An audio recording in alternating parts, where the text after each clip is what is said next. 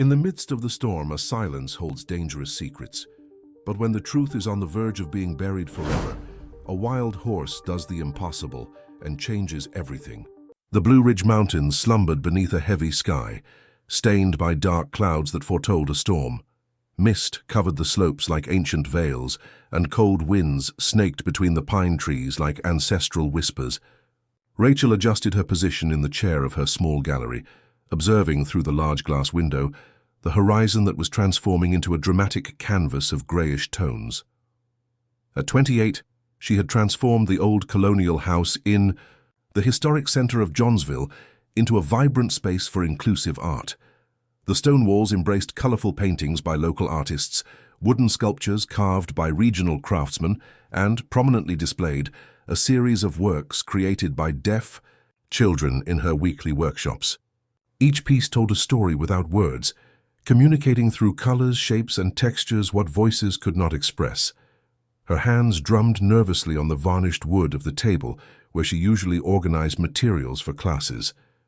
The rhythm of her fingers against the surface created vibrations that she felt more than heard, a familiar pattern that calmed her in moments of anxiety.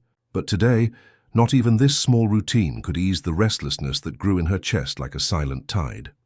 Arthur Vanderbilt's invitation had arrived 3 days earlier, delivered personally by his secretary with a cordial smile and carefully articulated words so that Rachel could read her lips.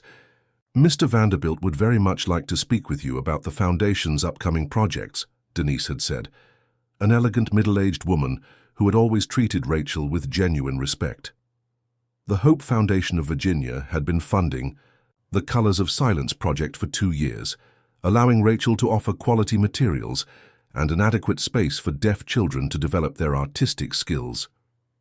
It was work that filled her soul with purpose, seeing small faces light up when they discovered new ways to express themselves through art.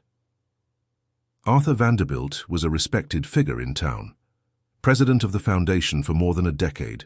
He carried the reputation of a generous man, always present at charity events and community ceremonies. His family had built an empire in the region through investments in agriculture and mining, and he maintained this tradition of social involvement that had marked the Vanderbilts for generations. But recently, small details had begun to bother Rachel. It was her trained eye since childhood to capture nuances that others might miss, a necessity developed when you need to read the world through facial expressions, body language, and visual patterns. During the latest meetings at the foundation, she had noticed subtle inconsistencies in the documents presented. The financial reports showed figures that didn't match the quantity of materials arriving at the project. Meetings were scheduled and then cancelled without adequate explanations. Documents she had seen on one visit disappeared by the next, and when she asked about them, she received vague responses about reorganization of files. Her visual memory was excellent, a natural compensation developed by someone who couldn't rely on hearing. She remembered perfectly the spreadsheets she had seen, the numbers noted in her own observations, the slightly tense expression on Arthur's face when she asked specific questions about the financial statements. The wind beat against the gallery window, making the glass tremble slightly. Rachel got up and walked to the shelf where she kept her personal records of the project. During the last few months, she had begun to document everything more carefully, photographing documents and noting dates and values with almost obsessive precision. Leafing through her notes, the patterns became clearer. The discrepancies weren't accidental. They were systematic. Materials that were listed as purchased never arrived. Events that appeared in the financial statements as having been held, she didn't remember participating in. Values that should have been allocated to inclusion projects seemed to be diverted for other purposes. The rain began to hit against the windows with more intensity, and Rachel felt the vibrations through the wooden floor. It was a storm that had been announcing itself for days, but that finally arrived with all its force. She closed her notebook and looked at her phone where a text message awaited her. "Rachel, I hope you can meet us tomorrow night at the Stone. Look out at 8 o'clock. I would like to clarify some misunderstandings that may have arisen about our foundation. It's important we talk personally about the future of the project. Regards, Arthur Vanderbilt." The Stone lookout was high in the mountains, an isolated location known for its panoramic view of the town and its almost absolute tranquility. It was a place where lovers met to contemplate the sunset, where artists sought inspiration in the vastness of the mountainous landscape. But at night, especially on a stormy night like the one approaching, it became a lonely and melancholic place. Rachel put the phone in her bag and walked to the gallery door. Before locking up, she looked once more at the works displayed on the walls. Each represented the voice of a child who had learned to express themselves through art. Children who depended on that project to develop not only artistic skills, but also self-esteem and a sense of belonging. She couldn't allow irregularities or misunderstandings to harm that work. If Arthur wanted to clarify the situation, she was willing to listen, but she was also prepared to ask the questions that needed to be asked, even if the answers weren't what she expected to hear. The storm intensified outside, and Rachel locked the gallery door with a mixture of determination and apprehension in her heart. Tomorrow night, high in the mountains, she would have the answers she was looking for. If this story interested you, don't forget to subscribe to our channel and give a like. Tell us what city you're watching us from. We continue. The following. Morning dawned with the clean air that always followed storms in the mountains. Rachel woke up in the small house she had inherited from her grandmother Rose on the outskirts of Johnsville, surrounded by hills covered in forest that extended as far as the eye could see. The property, although modest, carried decades of memories and stories that Rose had collected throughout her life as a teacher and informal chronicler of the region. Preparing breakfast, Rachel observed through the kitchen window the small studio that Rose had built at the back of the house.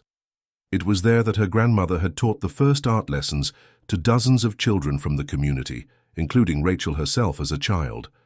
The space remained preserved exactly as Rose had left it, with brushes organized by size, paints arranged in chromatic order, and easels that still held unfinished canvases. Talia arrived shortly before 9 o'clock, as she did every morning, since becoming Rachel's official sign language interpreter.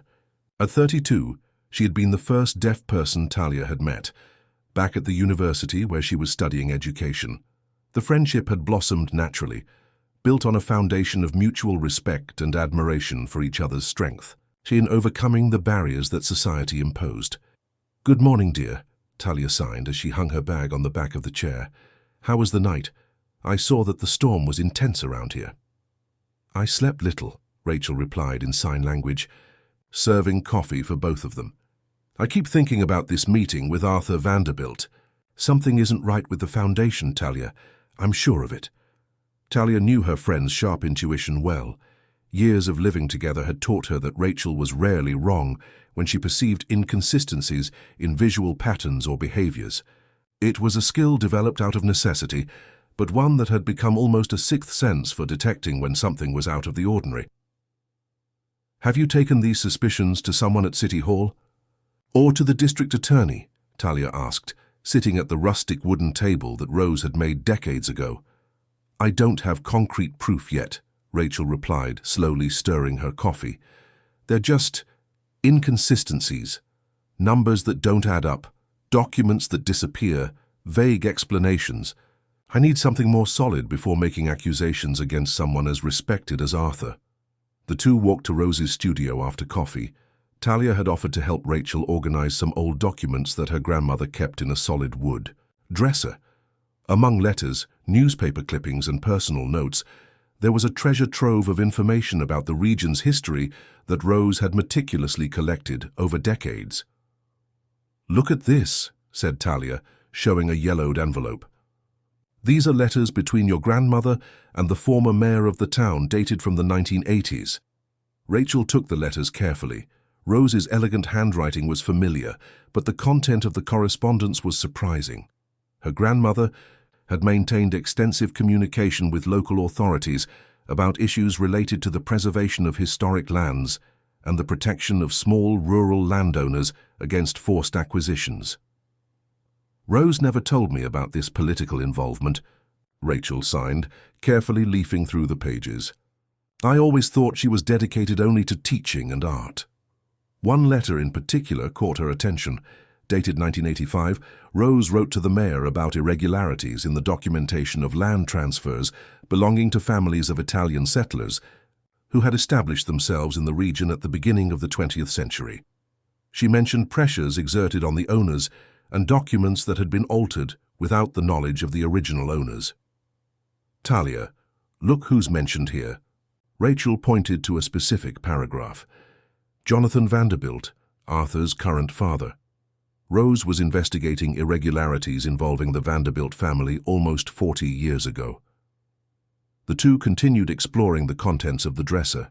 They found folders organized by decades, each containing newspaper clippings, personal notes, and correspondence that revealed a systematic pattern of Rose's documentation on land and social issues in the region.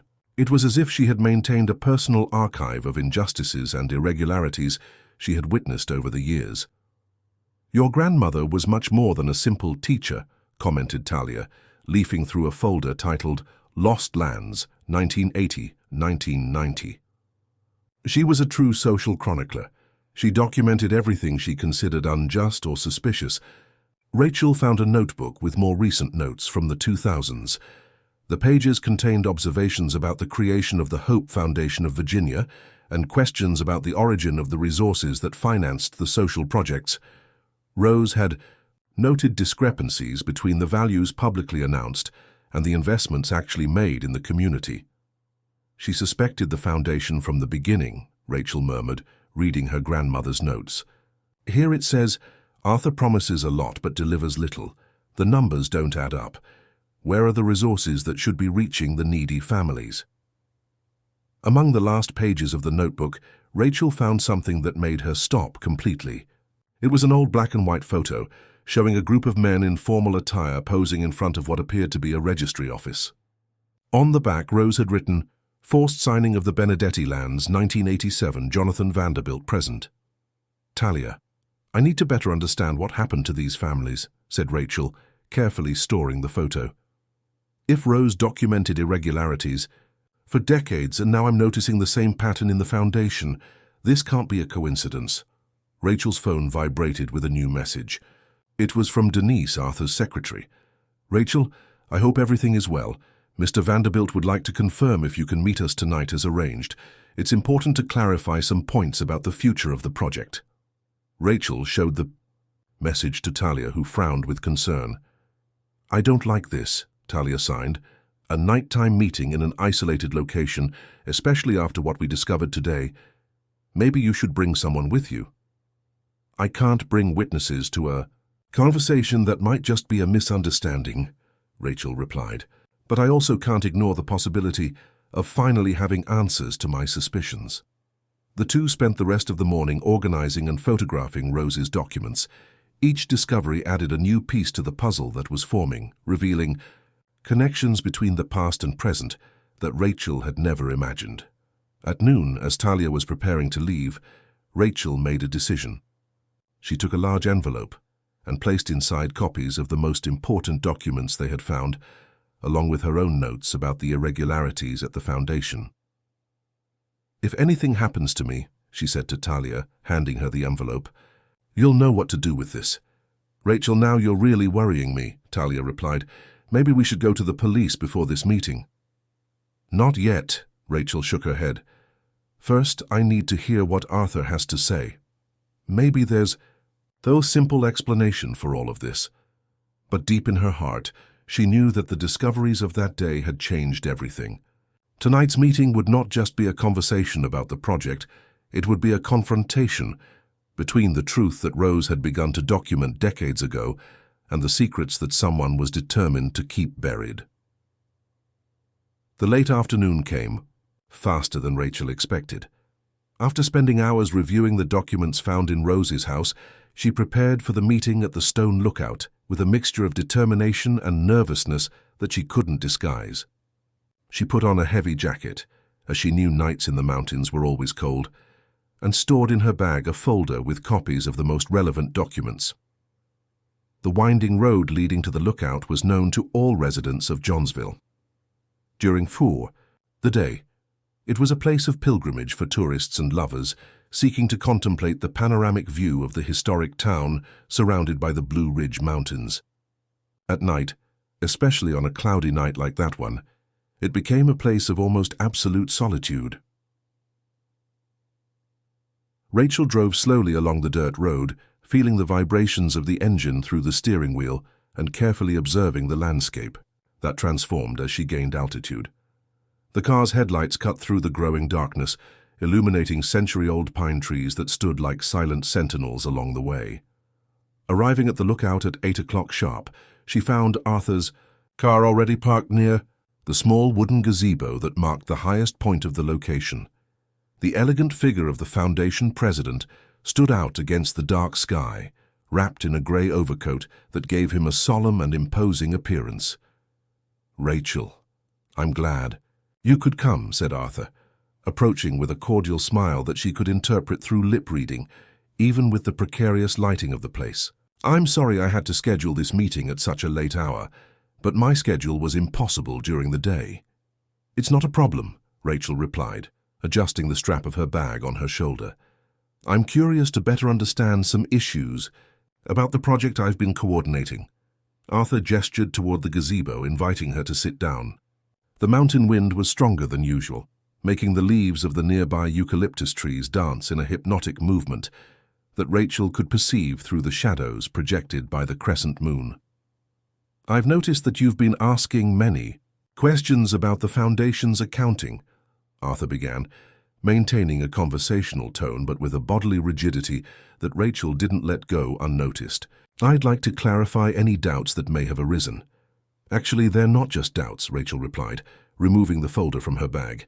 "They're systematic inconsistencies that I've been documenting for months, values that don't correspond to the materials received, meetings that appear in reports but never happened, documents that disappear between one visit and another." Arthur's expression changed subtly. The cordial smile gave way to a seriousness that made Rachel feel a chill in her stomach that had nothing to do with the mountain wind.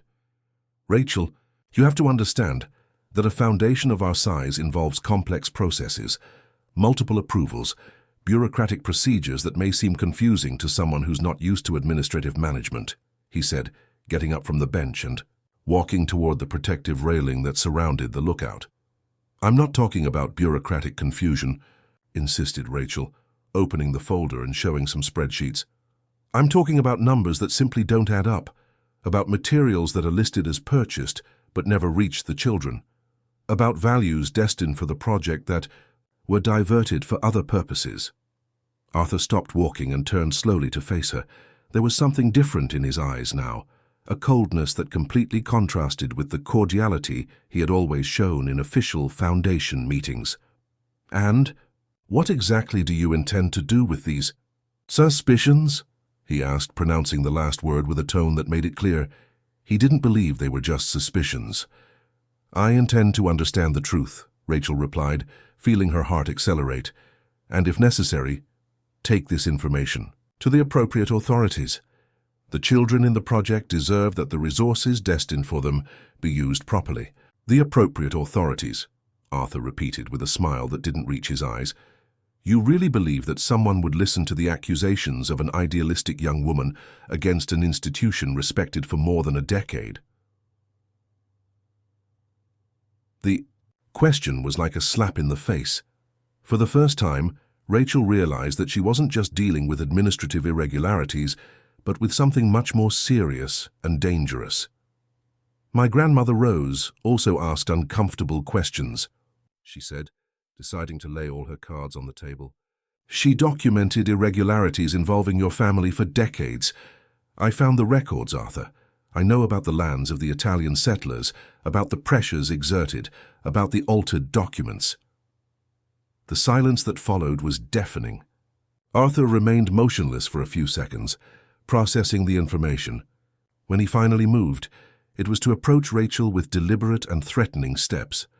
"Rose was a meddlesome old woman who never knew when to stop asking questions," he said, completely abandoning the mask of cordiality. "And apparently you inherited this inconvenient characteristic." "What happened to the families whose lands you took?" Rachel asked, rising from the bench and keeping her distance from him. "Where are the resources that should be being invested in the community?" "You don't understand how the world works," Arthur replied, approaching even closer. "There are bigger things at stake here, interests that go far beyond your little art projects for special children." The word special was pronounced with contempt, and Rachel felt anger growing in her chest.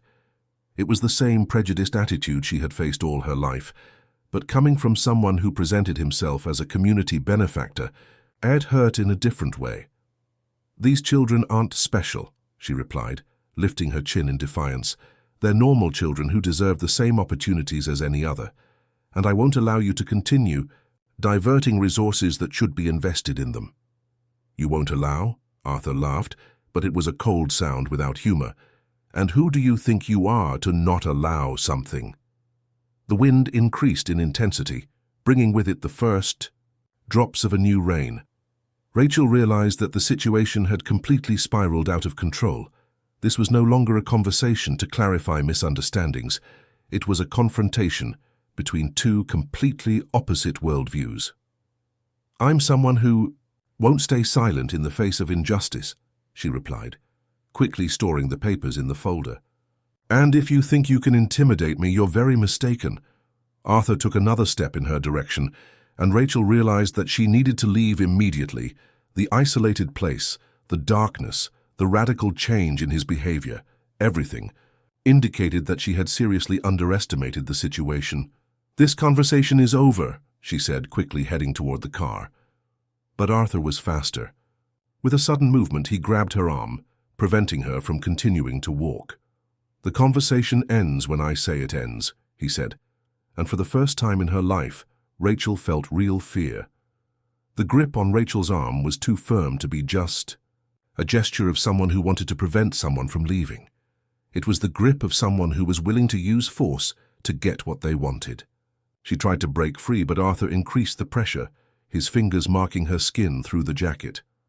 "You don't understand the gravity of what you're doing," he said, bringing his face closer to hers.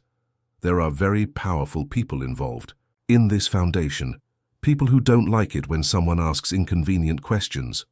"Let me go," Rachel ordered, trying to keep her voice firm despite the fear that was beginning to take over her body. "You have no right to touch me." "Rights?" Arthur laughed again, but the sound was swallowed by the wind that was increasing in intensity. "You still haven't realized that you're not in a position to talk about rights?" The rain began to fall, harder, quickly transforming the dry earth of the lookout into slippery mud. Rachel took advantage of a moment of distraction when Arthur looked at the sky and managed to free herself from his grip, running toward her car. "You won't escape so easily," he shouted, running after her. Rachel had almost reached the car when she tripped on a loose stone, falling to her knees in the wet earth.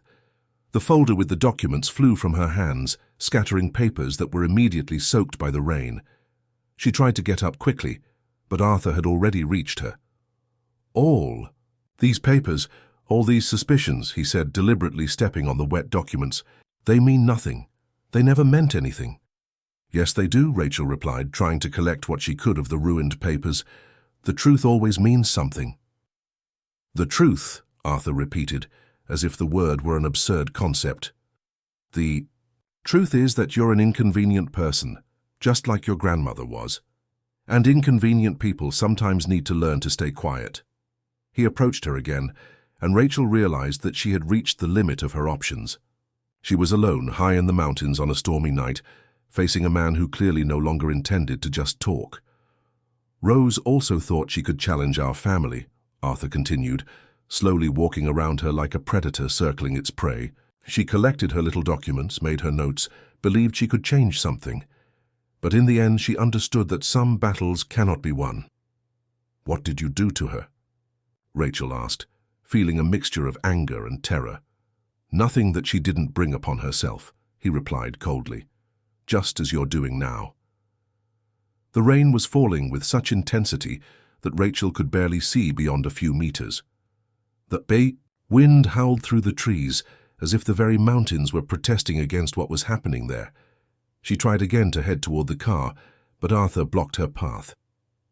"Where do you think you're going?" he asked, Do you really believe I'll let you leave here to spread your conspiracy theories around town? It was at that moment that Rachel fully understood the danger she was in. Arthur wasn't just trying to intimidate her, he had much more. Definitive plans to silence her. People know where I am, she lied, trying to buy time. If something happens to me, they'll know who was responsible. Accidents happen in the mountains, he replied with a cruel smile, especially on stormy nights, slippery roads, reduced visibility. How many people have been lost on these dangerous curves? Rachel tried to run again, but the terrain was becoming increasingly treacherous. Her feet slipped in the mud, and she could barely maintain her balance.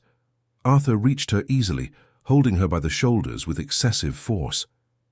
You should have stayed quiet, he said, pushing her toward the protective railing that separated the lookout from the precipice. You should have been content to give your little classes and pretend you weren't seeing anything wrong. What happened in the following seconds seemed to unfold in slow motion. Arthur pushed her hard, and Rachel felt her feet lose contact with the ground. For an instant she was suspended in the air, seeing Arthur's satisfied face move away as she fell toward the void. The descent was an eternity of terror and confusion. Branches and stones cut her skin as she rolled down the steep slope, unable to control the fall.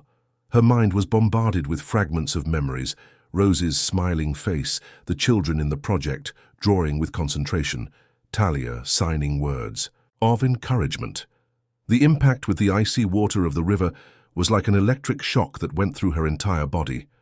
The current was stronger than expected, and Rachel felt herself being carried away by the force of the turbulent waters. She tried to swim, but her soaked clothes and the injuries from the fall made every movement difficult. The darkness of the water and the night mixed, creating a sensation of total disorientation. Rachel no longer knew where the surface was, where the banks were, in which direction she should try to swim. The cold penetrated her bones, and she felt her strength rapidly ebbing away. It was then that she heard, or rather felt, something different in the water. Vibrations that didn't come from the current, but from something large moving deliberately in her direction. For a moment she thought it might be Arthur trying to finish what he had started, but what appeared in her field of vision was completely unexpected. A magnificent horse, with dark coat that shone even in the darkness, was in the water beside her. Its large, intelligent eyes observed her with a serenity that completely contrasted with the chaos around. It was as if it knew exactly where it was and what it needed to do. Rachel had heard stories about Shadow since childhood, the wild horse that Rose said she had raised before returning it to the freedom of the mountains. Many old residents swore they had seen it in moments of difficulty, appearing as a silent guardian that protected those who needed help. With careful but determined movements, Shadow positioned itself beside Rachel, allowing her to hold on to its mane. The animal began to swim toward the nearest bank, carrying her with a strength and security that she could never have found alone. When they finally reached the shallow part of the river, Rachel let herself fall on the wet sand, coughing up water and shivering from cold and shock. Shadow remained by her side, as if it knew she wasn't safe enough to be left alone yet. During the hours that followed, woman and horse remained together on the riverbank, she recovering her strength and he keeping vigilant guard. When the first morning fishermen found them at dawn, the scene seemed straight out of a fairy tale, a young injured woman being protected by a wild horse that had saved her from the treacherous waters of the mountains. But Rachel knew that this wasn't the end of the story. It was just the beginning of a much bigger fight for the truth that Rose had started decades ago. If this story interested you, don't forget to subscribe to our channel and give a like.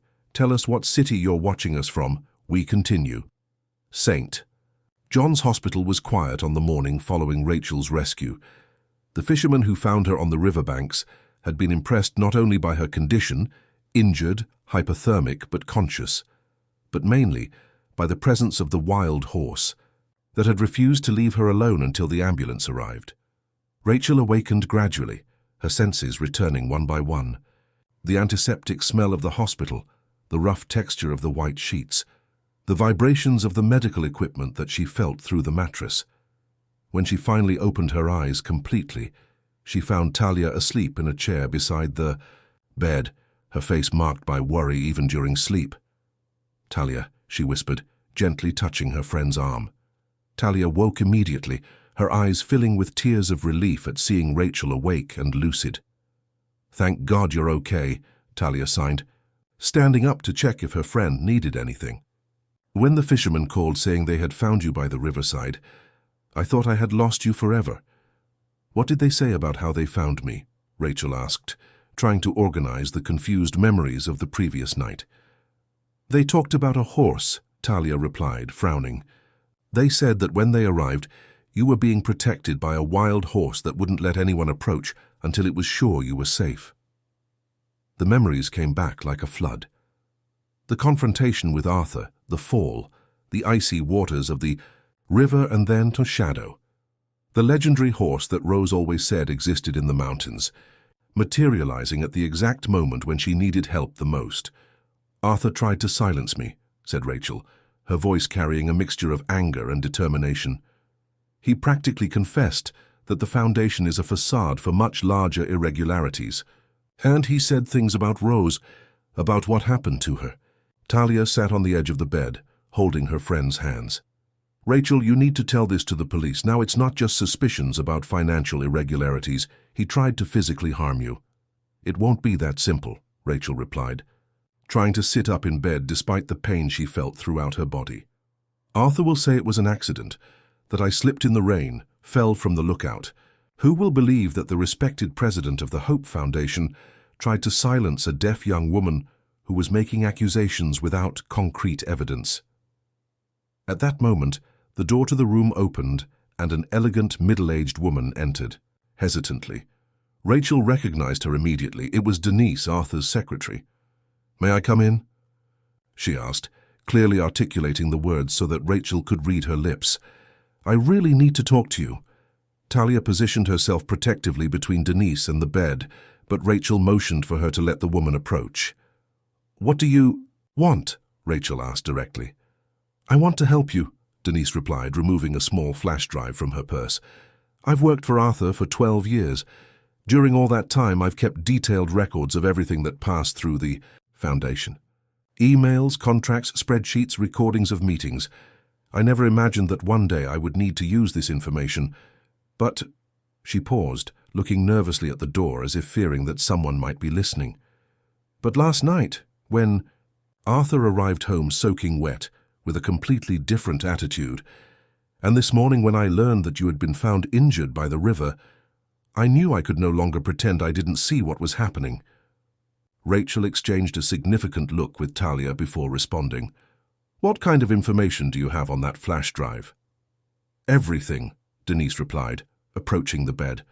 "Forged contracts with shell companies, money transfers to overseas, accounts, correspondence with local politicians about buying land at prices well below market value, and most importantly, a list of people who asked inconvenient questions over the years and what happened to them."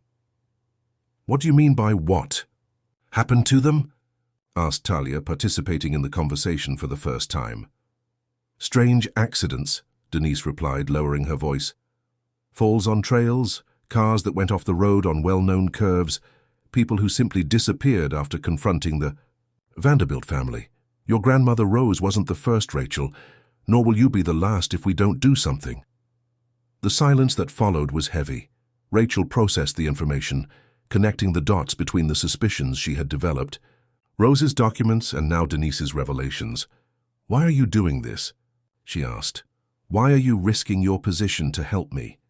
Denise sighed deeply before answering. "Because I have a daughter the same age as the children in your project. She's also deaf. When I started working for Arthur, I genuinely believed I was contributing to a noble cause. For years I pretended not to see the inconsistencies, told myself that the ends justified the means.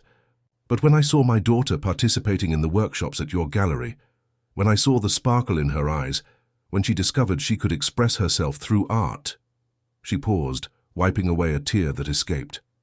"I understood that I could no longer be complicit in a system that stole opportunities from these children to enrich greedy men." Rachel took the flash drive from Denise's hands, feeling the weight, literal and symbolic, of the information it contained. "Is there someone we can trust in the district attorney's office?" she asked.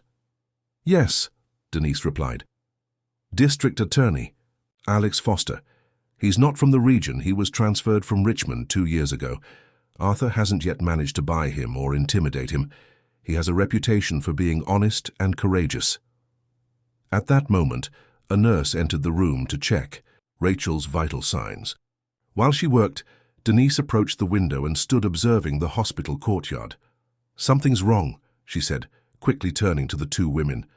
"There are 2 men in suits in the courtyard who weren't there when I arrived, and one of them is talking on the phone looking directly at this window." Talia approached the window and confirmed Denise's observation. "Rachel, I don't think it's safe to stay here," she said.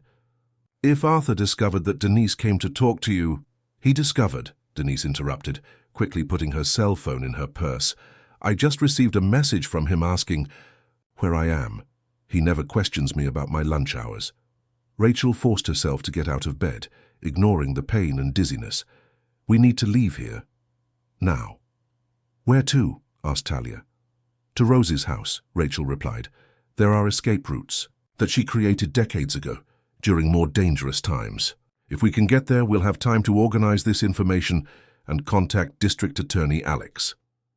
Denise looked out the window again and saw the men in suits heading toward the hospital entrance. "Too late to leave through the main door," she said. "Do you know any other exit?" Rachel smiled for the first time since she woke up. "Rose taught me that there's always a way out. We just need to be creative enough to find it." The escape from the hospital was easier than any of the 3 women had imagined. Rose had taught Rachel as a child that in moments of danger, one needed to think like the old Underground Railroad operators, use routes that important people would never consider. The hospital laundry was in the basement, with a service door that led directly to a small alley behind the building. Rachel knew about that door because, years ago, Rose had used it to discreetly visit hospital staff who needed help with labor issues. Her grandmother had been a silent support network for many people in town, offering advice, mediating conflicts, and, when necessary, documenting injustices. "This way," whispered Rachel to Talia and Denise as they descended the service stairs. "Rose showed me this exit when I was 12. She said it was always necessary to have a plan B." The alley was deserted, protected from the main view of the hospital by a tall wall covered with ivy. Talia's car was parked 2 blocks away, on a side street where Arthur's men wouldn't think to look. During the journey to Rose's house, Denise shared more details about the information contained on the flash drive. There was correspondence between Arthur and businessmen from other towns, discussing strategic acquisitions of land in locations that would later become valuable due to infrastructure projects. Always with privileged information, always at prices well below market value. "The pattern is always the same," she explained as Talia drove along the winding roads leading to the rural property. "They identify small property owners, especially elderly people or those in financial difficulties. Then they create pressure situations, problems with documentation, rigorous inspections, loans that suddenly become unpayable." "And if people resist?" asked Rachel. "Then the accidents begin," Denise replied darkly. "There's always a logical explanation, a dangerous curve, a slippery trail, a sudden health problem." Arriving at Rose's house, the 3 immediately headed to the studio in the back. Rachel knew there was a hidden safe behind the cabinet where her grandmother kept painting materials. That's where Rose had hidden the most important documents, those she considered too dangerous to leave in plain sight. "Help me move this cabinet," Rachel asked, pushing the heavy wooden shelf. Behind it, a small metal door was embedded in the wall, almost invisible among the old bricks. Rachel inserted the key that Rose had left hidden in a flower pot, and the safe opened, revealing piles of documents, cassette tapes, and photographs, meticulously organized by date and subject. "My God," Talia murmured, picking up a folder marked Vanderbilt 1975-2000. "Your grandmother documented everything." The cassette tapes were particularly interesting. Rose had recorded conversations with victims of the Vanderbilt family's pressure tactics. testimonies from people who had lost their lands or been forced to accept disadvantageous agreements. Each recording was accompanied by a detailed transcription and supporting documents. "Look at this," said Denise, showing a series of black and white photographs. "These are records of meetings between Jonathan Vanderbilt, Arthur's father, and local authorities in the 1980s. I recognize some of these faces. They're politicians who are still active in the region." Rachel found a notebook with Rose's characteristic handwriting entitled "Connections and Consequences." Each page documented a family affected by the Vanderbilt's practices, but also revealed a broader pattern of corruption involving registry, offices, town halls, and even police stations. "Rose knew everything," said Rachel, carefully leafing through the pages. "She wasn't just a teacher who liked to help people. She was a systematic chronicler of injustices, a kind of informal investigative journalist." A specific folder caught Talia's attention. It was marked "Special Cases, Maximum Discretion," and contained information about people who had disappeared or suffered accidents after confronting the Vanderbilts. "Rachel, you need to see this," said Talia, pointing to a specific page. "It's about an accountant named Mark Benedetti. He discovered irregularities in the documentation of lands that had belonged to his family for generations. 3 days after confronting Jonathan Vanderbilt, he died in a car accident on a road he had traveled for 30 years. And here," added Denise, finding another reference, "a teacher named Carol Sanders, who questioned the destination of funds earmarked for rural education. She suffered an accident on a well-known trail in the region." Rachel felt her stomach turn as they read the records. Each story was a mirror of her own experience at the lookout the night before. The difference was that she had had the luck, or protection, of Shadow. "There's something else," she said, picking up a folder that was at the bottom of the safe. "This one is marked Physical Evidence." Inside the folder, they found copies of official documents that had been altered, contracts with forged signatures, and even photographs of secret meetings. But the most impressive thing was a detailed map of the region showing all the properties that had been acquired by the Vanderbilts over 5 decades. "It's an empire built on injustices," Denise murmured, studying the map. "Practically half of the arable land in the region has passed into their control through questionable methods. And the foundation is just the most recent facade," added Rachel. "A way to maintain appearances while continuing the same schemes that the family has practiced for generations." Talia was examining the cassette tapes when she found one that had no identification label. It was different from the others. It seemed newer, recorded recently. "When is this tape from?" she asked. Rachel checked the date discreetly written on the back. It was from just 3 months ago, a few weeks before Rose passed away. "Let's listen," she said, connecting the small recorder that Rose kept in the studio. Rose's fragile but determined voice echoed in the silence of the studio. "If someone is listening to this recording, it means something has happened to me. For 50 years, I have documented the injustices committed by the Vanderbilt family against our community. Now I know they've discovered my records. Arthur came to visit me last week, asking very specific questions about the documents I keep." The 3 women looked at each other in silence as the recording continued. "I'm sure they'll try to silence my discoveries, just as they've done with so many others. But I leave this legacy to my granddaughter, Rachel, hoping she'll have the courage that I no longer have the age to demonstrate.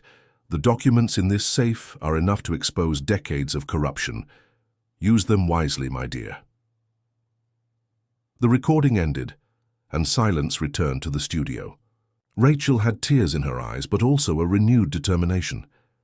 Rose knew she was in danger, she said, and yet she continued documenting everything until the end. "I can't disappoint her now." "What do we do now?" asked Denise. "With so many documents and evidence, where do we start?" "We start by organizing everything in a way that District Attorney Alex can quickly understand the extent of the problem," Rachel replied. "And then we make the truth that Rose guarded for so many years finally come to light." Outside, Shadow appeared in the pasture near the studio, as if it knew its presence was needed at this crucial moment. The silent guardian of the mountains was ready to protect again those who fought for justice. The 3 women spent the rest of the afternoon meticulously organizing the evidence collected by Rose over 5 decades. The studio that once served to create art had now transformed into an operations room, with documents spread in chronological order on tables, easels, and even on the floor. Talia created a visual timeline connecting historical events with contemporary evidence. Each cassette tape was digitized, each document photographed in high resolution. Denise contributed by cross-referencing information from the flash drive with Rose's records, revealing patterns that repeated with frightening precision through the decades. "It's impressive," said Denise, comparing a forged contract from 1987 with another from 2018. "The techniques have evolved, but the essence remains the same. They always identify vulnerabilities, create pressures, and then offer solutions that exclusively favor the Vanderbilts. And always with the same support network," added Rachel, pointing to names that appeared repeatedly in the documents. "The same registry offices, the same public officials, the same lawyers. Even when people change positions, the system continues to function." Around 6 in the evening, Talia managed to establish contact with District Attorney Alex Foster. The conversation was brief but promising. He agreed to meet with them at a neutral location to analyze the preliminary evidence. "He'll meet us at the municipal library at 8 o'clock, Talia informed them. "He said it's a public but discreet location where we can talk without drawing attention." As they prepared to leave, Rachel received an unexpected call. The number was unknown, but she decided to answer. "Hello." "Rachel, it's me, Marcus." The voice was from a young man she recognized as one of the technicians who occasionally worked at the foundation. "I need to talk to you urgently. I discovered some things that might be important." "Where are you?" she asked, signaling for Talia and Denise to pay attention. "I'm hiding in the foundation storage room. After I heard about what happened to you in the mountains, I decided to investigate some inconsistencies I had noticed. I found a secret file on Arthur's computer. Rachel, it's much worse than we imagined." "What did you discover?" "I can't talk over the phone. Can I meet you at the old Rosewood Church in an hour? It's a place Arthur never frequents, and it has several exits if necessary." Rachel looked at her 2 friends, who silently agreed. "We'll be there," she replied. The Rosewood Church was in an older part of town, surrounded by colonial houses that had been transformed into small businesses. It was a location that offered good visibility of the surroundings, but also multiple escape routes if necessary. Marcus arrived before them, carrying a backpack that looked heavy. At 25, he worked as an IT technician for various institutions in town, including the foundation. His face showed a mixture of nervousness and determination. "When I heard that you had been found injured by the river, I began to suspect that your questions about the foundation had touched on something dangerous," he said, opening his backpack. "I decided to use my access to the system to investigate more deeply." He removed a laptop and several flash drives from the backpack. "I found encrypted files on the Foundation's server. It took hours to break the protection, but I managed to access information that Arthur thought was completely secure. The screens that opened revealed complex spreadsheets showing money transfers to dozens of different accounts, some in other countries. But the most shocking were the detailed reports on problematic situations, a euphemism for people who had questioned the Foundation's activities. "They have a file on you," said Marcus, opening a specific folder. "They documented every question you asked, every document you requested, every person you talked to about your suspicions." "And it's not just about me," Rachel realized, seeing other names on the list. "They have files on Rose, on various people in the community." "The worst is this," said Marcus, clicking on another file. "These are internal communications discussing permanent solutions for people who represent threats to the scheme." Denise turned pale as she read some of the messages on the screen. "My God," she murmured. "They really planned what happened to you in the mountains. There are messages exchanged about solving the problem of the meddlesome deaf woman." "And there's more," continued Marcus. "I discovered that the Foundation is just one of the facades. They operate a network of shell organizations that serve to launder money from various illegal activities in the region. Talia was documenting everything with photographs and detailed notes. With this, plus the evidence Rose collected, we have enough material to dismantle the entire operation, she said. But we also have a problem, observed Denise. If Arthur discovers that Marcus accessed these files, he'll know his activities have been completely exposed. He might try something desperate. As if it were a presage, Denise's phone rang. It was Arthur. "Where have you been all day?" he asked without preamble. "I need you to come to the office immediately." "I'm feeling sick," Denise replied, trying to keep her voice normal. "I think I caught a cold. Maybe it's better if I stay home today." "That wasn't a suggestion." Arthur's voice was cold and threatening. "Come to the office now." The call ended abruptly. "He suspects," said Denise, putting away her phone. "He's never spoken to me in that tone before." "You can't go," said Rachel. "It's obviously a trap."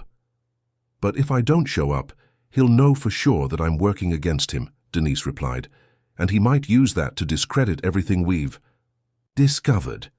Marcus closed the laptop and began storing the flash drives. "We have to take this information to District Attorney Alex immediately," he said. "If Arthur is getting desperate, it means he's ready to take drastic measures." "We were already scheduled to meet him at 8 at the library," said Talia.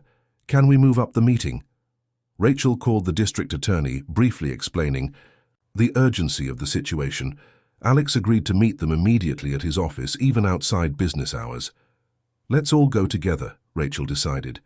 "At this point, it's not safe for us to separate." When they left the church, Marcus noticed a dark car parked across the square. "That car wasn't there when we arrived," he said, "and there are 2 people inside watching our direction." "Exit through the back," said Rachel, remembering Rose's lessons about always having multiple options.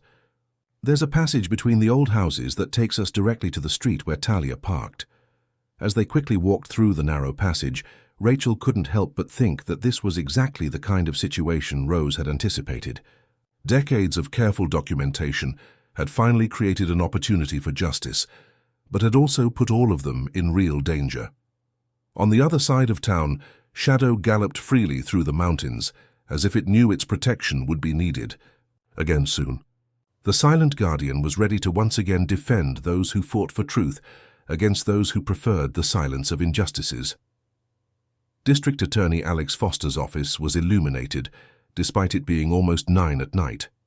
A 50-year-old man with graying hair and a determined look, he received the group with the seriousness the situation demanded. For 2 hours, he meticulously analyzed each document, listened to excerpts from Rose's recordings, and examined the digital files that Marcus had extracted from the Foundation's servers.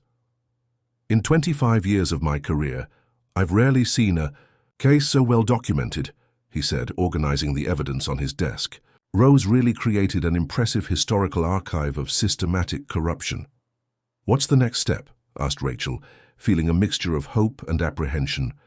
"Normally, I would say we need more time to organize a formal operation, but considering that you're in imminent danger and that Arthur is clearly on alert, I'm going to make an unorthodox decision." Alex stood up and walked to the window, observing the silent streets of the historic town. "We're going to force his hand. Tomorrow morning, we'll publicly announce the start of a formal investigation into irregularities at the Hope Foundation of Virginia. We'll call a press conference in the central square, right in front of the old house where Rose used to hold her exhibitions." "But won't that give him time to destroy evidence or flee?" asked Talia. "That's exactly what we want," replied Alex with a strategic smile. "When desperate people act impulsively, they make mistakes, and mistakes create more evidence." The next morning, news of the press conference spread quickly through town. At 10 o'clock, journalists from various towns in the region gathered in the central square, creating an unprecedented buzz in Johnsville. Rachel arrived accompanied by Talia, Denise, and Marcus, carrying a folder with organized copies of the most important documents. District Attorney Alex had asked her to speak first, representing not only her own discoveries, but also Rose's legacy. "My name is Rachel Sullivan," she began, her voice clear despite her nerves. "I am the coordinator of an inclusive art project funded by the Hope Foundation of Virginia. In recent weeks, I've discovered systematic irregularities that reveal decades of corruption and abuse of power. As she presented the evidence, the murmur of the crowd grew. Longtime residents recognized names and situations mentioned in the documents. Some people approached offering their own testimonies about pressures they had suffered over the years. My grandmother Rose documented these injustices for 50 years, Rachel continued, raising one of the folders organized by Rose. She knew that one day the truth would need to come to light, even if she didn't live to see that moment. It was then that a movement at the edge of the crowd caught everyone's attention. Arthur Vanderbilt had arrived accompanied by 2 lawyers and a press secretary, clearly prepared to counterattack. "Ladies and gentlemen," he said, approaching the improvised podium with the confidence of someone accustomed to controlling situations. "What you're hearing are unfounded accusations from a disturbed young woman who is trying to destabilize an institution respected for decades." "Then explain these documents," said Rachel, showing contracts with forged signatures. "Explain the money transfers to overseas accounts. Explain the reports about permanent solutions for people who asked inconvenient questions." Arthur's expression changed subtly. For the first time, he realized he wasn't dealing with just vague suspicions, but with concrete and detailed evidence. "Documents can be forged," he replied, but his voice no longer had the same conviction. "Anyone with basic computer knowledge can create files that look authentic." "Including this?" asked Marcus, approaching with a laptop. "It's an audio recording extracted directly from the Foundation's servers, a conversation between you and your lawyer discussing how to solve the problem that Rachel represented." The audio that echoed across the square was devastating. Arthur's unmistakable voice discussing strategies to silence Rachel, including specific references to the meeting at the Stone Lookout. The silence that followed was broken by a growing murmur of indignation. People who had respected Arthur for decades now looked at him with a mixture of shock and outrage. "This recording was obtained illegally," one of Arthur's lawyers tried to argue. "It has no legal value." "Perhaps it doesn't have legal value in isolation," replied District Attorney Alex, approaching the group, "but combined with 50 years of systematic documentation, verifiable bank transfers, and testimonies from multiple victims, it certainly justifies a complete investigation." It was at that moment that something unexpected happened. An elderly lady approached the podium, supported by a cane but with determined eyes. "I am Elena Benedetti," she said in a trembling but firm voice. "My husband Mark questioned the taking of our lands in 1987. 3 days later, he suffered an accident that never made sense to me. For 35 years, I've carried the suspicion that it wasn't an accident."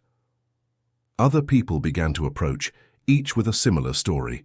Families who had lost properties, small business owners who had been forced to sell their businesses, public employees who had been transferred or dismissed after questioning irregularities. "You don't understand," said Arthur, his composure finally breaking. "Everything we did was for the good of the region. We concentrated resources, created efficiency, generated development." "Development for whom?" asked a voice in the crowd. "For the families who lost their lands? For the children who never received the school materials that should have been funded by the Foundation?" The situation was clearly out of control. Arthur looked around, realizing that he had completely lost the community's support. His lawyers were urgently whispering in his ears, probably advising him to leave immediately. It was then that something happened that no one expected. A movement at the edge of the square caught everyone's attention. Shadow, the wild horse from the mountains, had come down to the town and was now walking calmly among the people, heading directly to where Rachel stood. The animal stopped beside her, as if it were a silent guardian confirming that the truth had finally prevailed. Many of the older residents recognized Shadow from the legends that Rose used to tell, and its presence at that moment seemed like a sign of approval from nature itself. "Rose would be proud," Talia whispered to Rachel. "She knew this day would come," Rachel replied, gently caressing Shadow's neck. "That's why she documented everything so carefully." District Attorney Alex took advantage of the symbolic moment to make the official announcement. "Based on the evidence presented today, I formally announce the start of a complete investigation into the activities of the Hope Foundation of Virginia and associated companies. We have frozen all the foundation's accounts and requested search and seizure warrants for related properties. Arthur tried one last card. You're going to destroy decades of charitable work because of the fantasies of a disturbed young woman and the ramblings of an old lady who was no longer in her right mind. The only fantasies here, Rachel replied, with a voice that carried all of Rose's strength, are the ones you created to hide decades of corruption behind a facade of charity. In the months that followed, the investigation revealed the full extent of the scheme. Dozens of properties were restored to the original families or their descendants. Diverted resources were recovered and effectively allocated to legitimate social projects. The Colors of Silence project not only continued, but was expanded to other towns in the region. Rachel maintained the art gallery, but now also offered workshops on civil rights and documentation of injustices, inspired by Rose's example. Talia became regional coordinator of inclusion projects, and Denise opened her own transparency consulting office for non-governmental organizations. Marcus continued using his technical skills to help legitimate organizations improve their accounting systems, ensuring that it would never again be so easy to hide systematic irregularities. And Shadow? The guardian of the mountains continued appearing at moments when its presence was most needed, reminding everyone that some protections go beyond what we can rationally explain. On the main wall of Rachel's gallery, a new permanent exhibition honors the memory of Rose and all the people who had the courage to question injustices, even when it seemed too dangerous to do so. It's a reminder that the truth, no matter how long it takes to emerge, always finds a way to come to light. And, in the Blue Ridge Hills, where Rose had taught art to generations of children, Shadow continues galloping freely, an eternal symbol that some spirits can never be tamed or silenced.